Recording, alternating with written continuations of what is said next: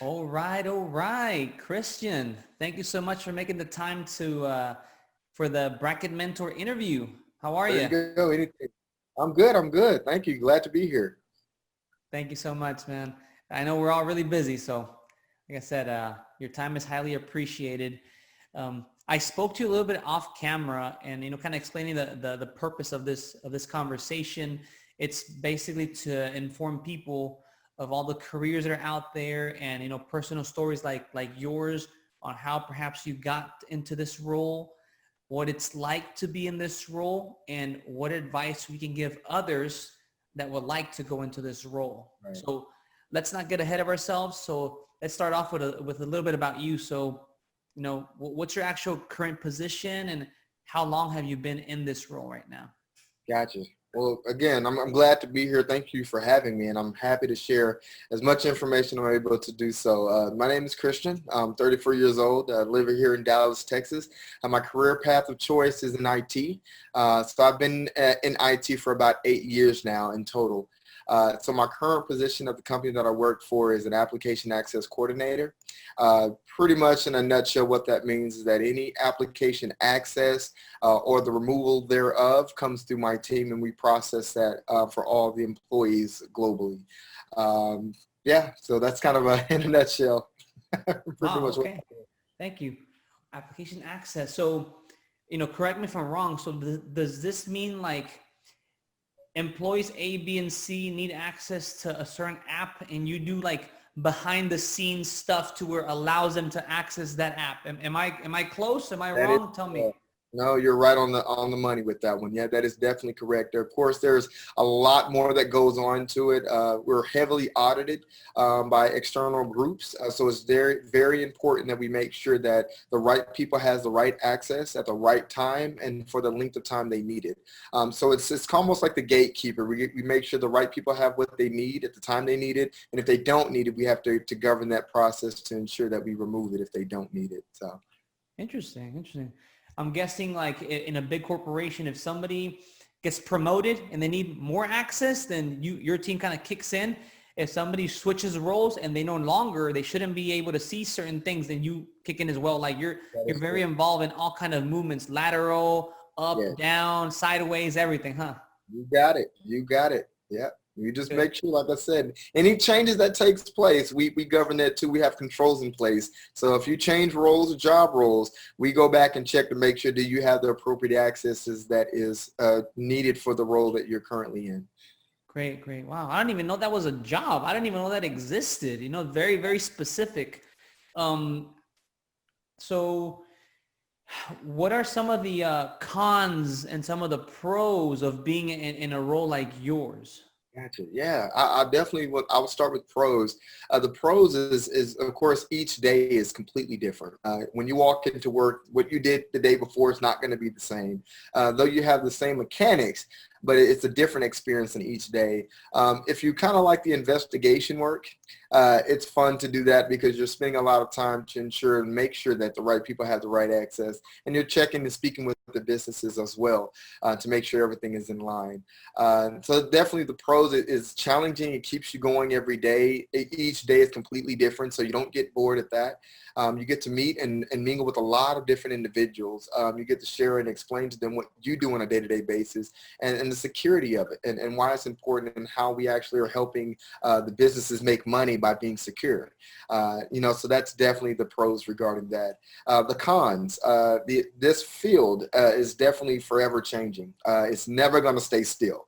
So I definitely would say for anyone that is excited or interested in this area, definitely something to get into. It's going to always be around. Security is never going anywhere.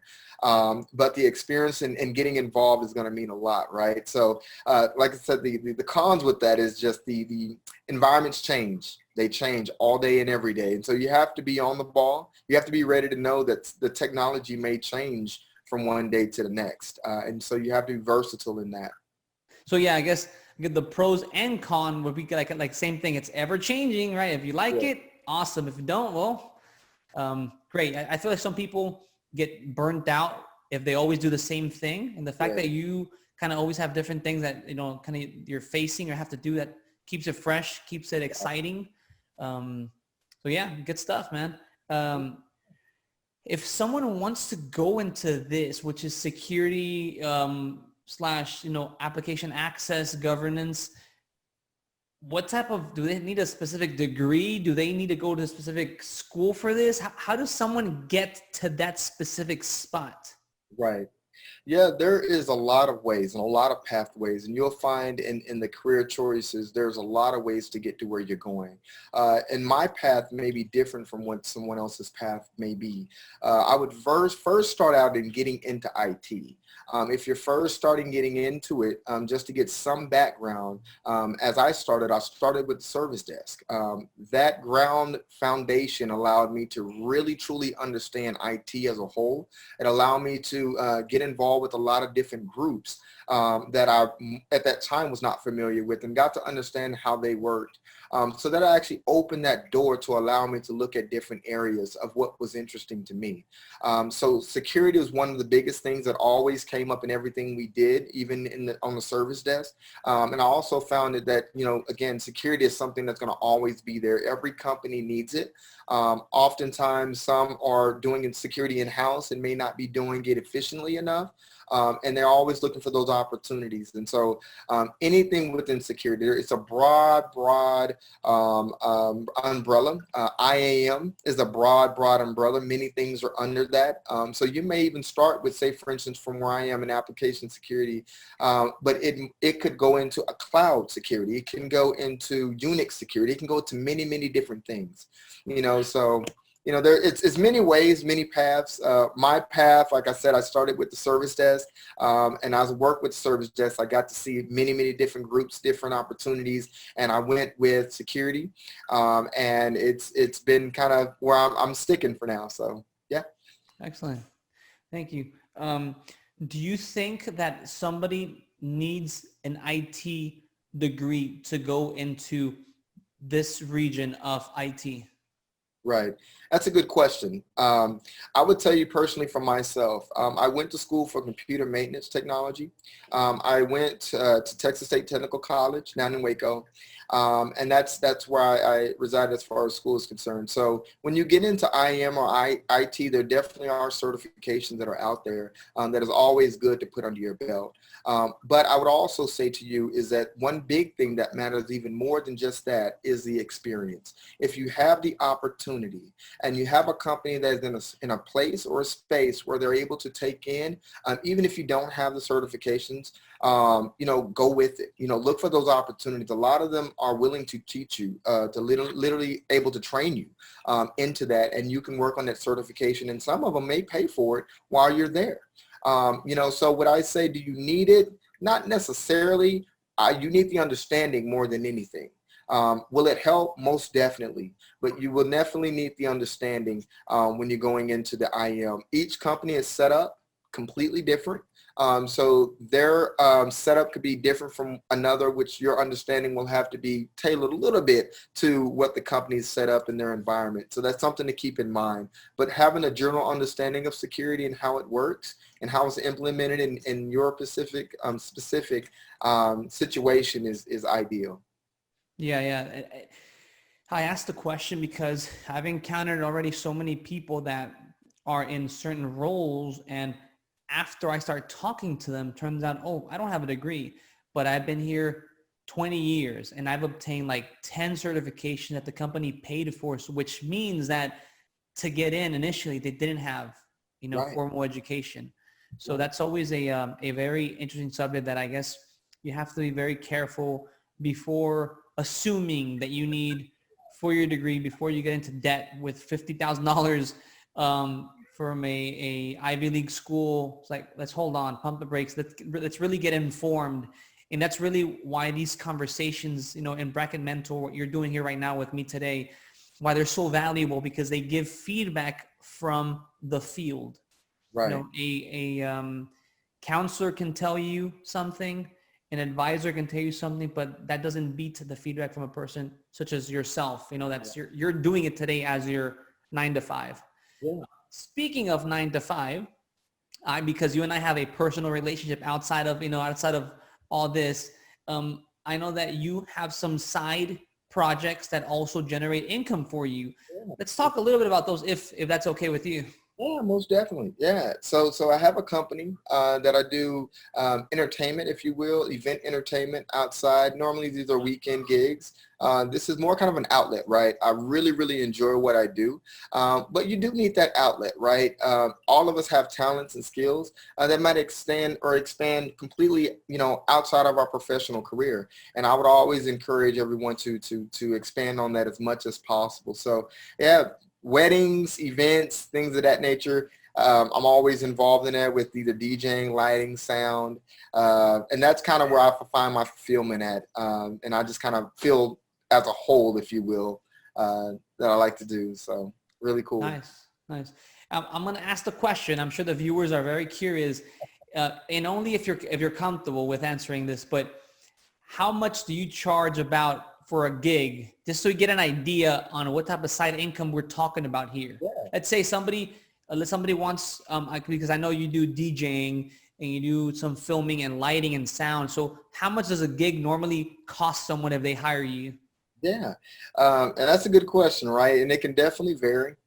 Again, we offer many packages regarding that. And as you mentioned, videography and all those things. So if everyone wants all the things and including special effects and all of that good stuff, we can walk away with a quote total up to 2,000 or either more. It just depends on that particular client and what they're looking for and what they're wanting.